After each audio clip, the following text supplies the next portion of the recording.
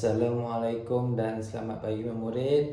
Saya Cikgu Khairi yang Kacak akan terus mengajar kamu Bahasa Melayu tahun 3. Baik, tanpa membuang masa, kita teruskan ke kelas kita pada pagi ini. Tema kita pada minggu ini masih sama seperti kelas sebelum ini, iaitu tema kekeluargaan. Masih di unit 1, keluarga cergas.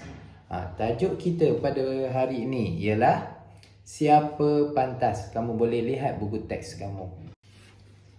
Baik, marilah kita bersama-sama membaca petikan teks dan dialog yang terdapat dalam buku teks muka surat 5. Cikgu nak kamu baca dulu petikan tu. Mari kita sama-sama baca. Nabila dan Nasari sedang beradu kepantasan membina bangunan dengan blok plastik. Apa itu blok plastik? Blok plastik itu adalah yang kamu panggil selalunya Lego yang kamu main tu. Kamu sambung-sambungkan, itu adalah blok plastik. Baik, mari kita sambung baca. Mereka dibantu oleh ibu dan ayah. Ibu, ayah dan Nasri mengambil hati Nabila. Mereka mahu Nabila terus berusaha. Setelah mendengar kata-kata semangat daripada keluarganya, Nabila dengan hati wajar terus menyiapkan binaan bangunannya. Akhirnya, Nabila berjaya menyiapkan bangunannya. Dia berasa besar hati. Air muka Nabila sungguh ceria. Ibu dan ayah mengucapkan tahniah kepada Nasri dan Nabila. Mereka buah hati Encik Abdul Aziz dan Puan Zainab.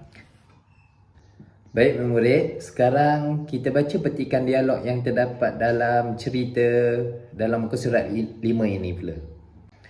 Wah, cepatnya abang. Kalau begitu, kemenangan tentu dalam tangan abang. Nabila, kamu masih ada peluang. Kamu jangan mudah putus asa. Betul Nabila, kamu ada bakat.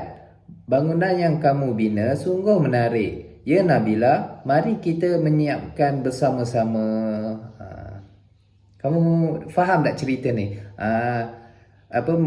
Nabila dan abang dia bertanding untuk menyiapkan binaan bangunan menggunakan blok plastik.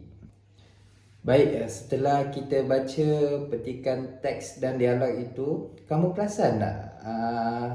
Terdapat perkataan yang berwarna merah. Baik, perkataan-perkataan berwarna merah itu merupakan simpulan bahasa.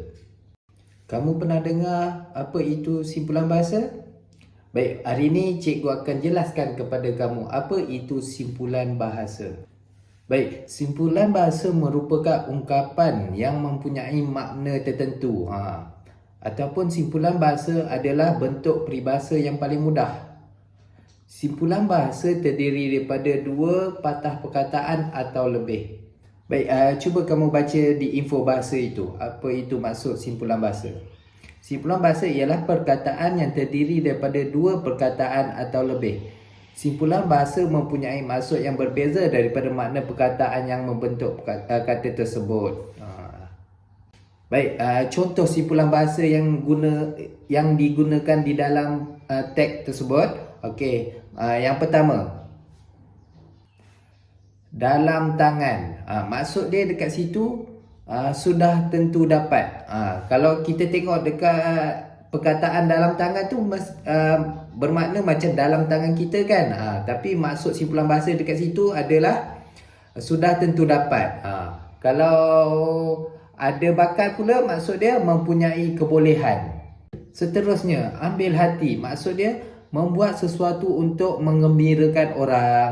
Kamu ambil hati mak kamu. Itu contoh ayat yang kita boleh guna.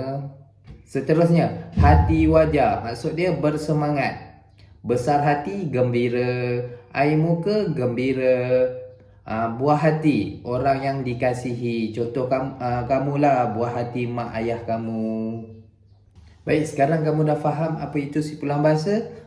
Simpulan bahasa ni bukan hanya yang dalam buku teks tu sahaja, tetapi terdapat beribu lagi simpulan bahasa dalam bahasa Melayu ni. Kamu boleh cari di dalam kamus simpulan bahasa ataupun dalam Zaman sekarang ni kamu boleh cari di laman-laman sesawang tentang simpulan bahasa ini. Baik, contoh simpulan bahasa yang lain yang boleh cikgu bagi kepada kamu yang terdapat dekat dalam jadual yang cikgu telah sediakan tu. Ada angin yang bermaksud berkelakuan luar biasa pada suatu ketika. Ada bakat, mempunyai tokoh atau perwatakan, seperti tadilah. Ada hati, mempunyai keinginan yang melebihi kemampuan untuk melakukan atau memiliki sesuatu. Baik, kamu boleh teruskan membaca ataupun mencari simpulan bahasa yang lain.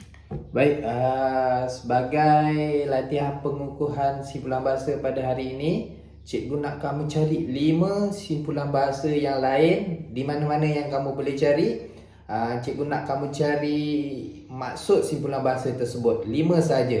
Kemudian bila kamu dah dapat maksud simpulan bahasa tersebut, kamu tuliskan dalam buku. Cikgu nak kamu gunakan simpulan bahasa tersebut untuk membina ayat. Hanya 5 sahaja. Tapi sebelum tu cikgu nak kamu salin dulu info bahasa yang terdapat dekat dalam buku teks muka surat 5 itu. Baik, itu saja untuk hari ini. Cikgu harap kamu faham.